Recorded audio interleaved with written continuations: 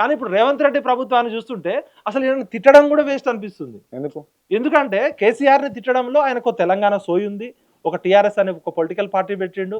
ఆ రోజున్న ఉద్యమ నేపథ్యాన్ని అద్భుతంగా ఆయన మాట చాతుర్యంతో రాజకీయ ప్రక్రియ ద్వారా తెలంగాణ రాష్ట్రాన్ని సాధించడంలో కేసీఆర్ రోల్ ఎవరు కాదనలేరు. కేసీఆర్ని మీరు ఇష్టపడొచ్చు, ఇష్టపడకపోవచ్చు, కానీ కేసీఆర్ చరిత్రను మీరు చెరిపేయలేరు. రేవంత్ రెడ్డి గారికి తెలంగాణ ఉద్యమానికి పేగుబంధం లేదు కదా.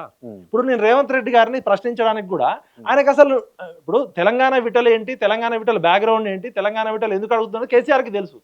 ఈయన రేవంత్ రెడ్డి ఇప్పుడు దేనికైనా ఒక అర్హత ఉండాలి. ప్రశ్న కూడా ఎవరిని పడితే వాళ్ళని అడగలేము.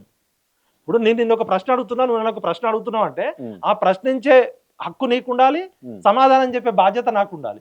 ఈయనకి ఏ బంధం లేదు కదా. ఆయన పచ్చ చొక్కాలో నుంచి వచ్చిన బ్యాచ్ ఆయన పొలిటికల్ కెరీర్ కోసం కేసీఆర్ నెగిటివ్ ఎనర్జీ నుంచి వచ్చినోడే తప్ప ఈయనకంటూ ఒక పాజిటివ్ ఎనర్జీ లేదు.